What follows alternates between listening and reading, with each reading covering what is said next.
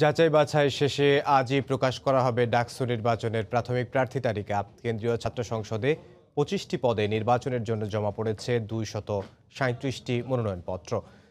18টি হলের 13টি করে পদের জন্য জমা পড়ে 594টি মনোনয়নপত্র। যাচাই বাছাই শেষে প্রাথমিক তালিকা প্রতিটি হলের নোটিশ বোর্ড ও ডাকসুর ওয়েবসাইটে প্রকাশ করা হবে। তফসিল অনুযায়ী দুপুর 12টায় প্রকাশ করার কথা থাকলেও কিছুটা বেশি সময় লাগবে বলে জানান প্রধান রিটার্নিং কর্মকর্তা। প্রার্থিতা নিয়ে কোনো অভিযোগ থাকলে উপাচার্য বরাবর আবেদন করতে পারবেন প্রার্থীরা। মনোনয়নপত্র প্রত্যাহারের শেষ সময় 2রা মার্চ। 3রা মার্চ প্রকাশ করা হবে চূড়ান্ত প্রার্থী তালিকা।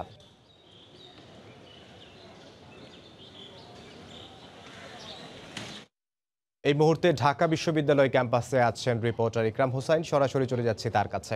ইকরাম,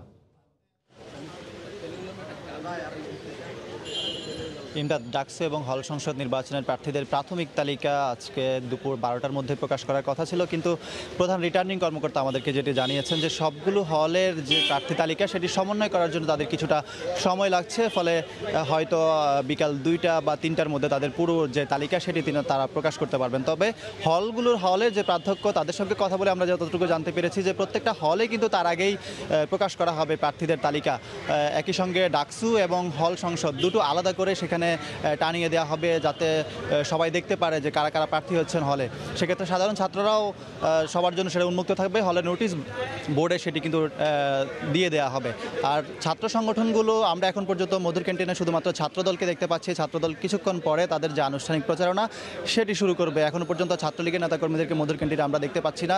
যতটুকু আমরা জানতে পেরেছি যে তারাও আজকে আনুষ্ঠানিকভাবে প্রচারণা শুরু করবে। অন্যদিকে বাম ছাত্র সংগঠন থেকে শুরু করে যে সংগঠনগুলো ডাকসু নির্বাচনে অংশ নিতে প্রার্থীতা দিয়েছে তারা সবগুলো সংগঠনই তাদের যে নির্বাচনী তৎপরতা সেই তৎপরতা চালিয়ে যাবে। প্রধান রিটার্নিং কর্মকর্তা যেটি বলেছেন যে আমাদেরকে যে ডাকসুর 25টি পদের জন্য 237টি মনোনয়নপত্র জমা পড়েছে। যাচাই বাছাই শেষে তারা যে প্রাথমিক তালিকা সেটি প্রকাশ করবেন। অন্যদিকে 18টি হলের প্রত্যেকটি হলে 13টি করে পদের জন্য নির্বাচন অনুষ্ঠিত হবে। সেখানে 594টি মনোনয়নপত্র জমা পড়েছে। সেটি যাচাই বাছাই শেষে তারা একটা প্রাথমিক তালিকা প্রকাশ করবে, যাতে সাধারণ শিক্ষার্থীরা জানতে পারে যে কারা কারা আসলে ডাকসু এবং হল সংসদ নির্বাচনে প্রার্থী হচ্ছেন।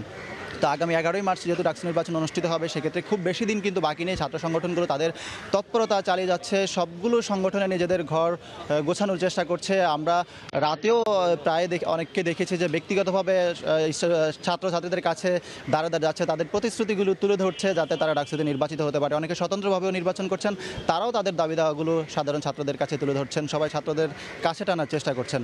তো এই ছিল আমার কাছে সবশেষ। ইমদাদ। ঢাকা বিশ্ববিদ্যালয় ক্যাম্পাস থেকে আমাদের সাথে যোগ দিয়েছিলেন ইকরাম হোসাইন। তিনি জানাচ্ছিলেন ডাকসু নির্বাচনের সবশেষ খবর।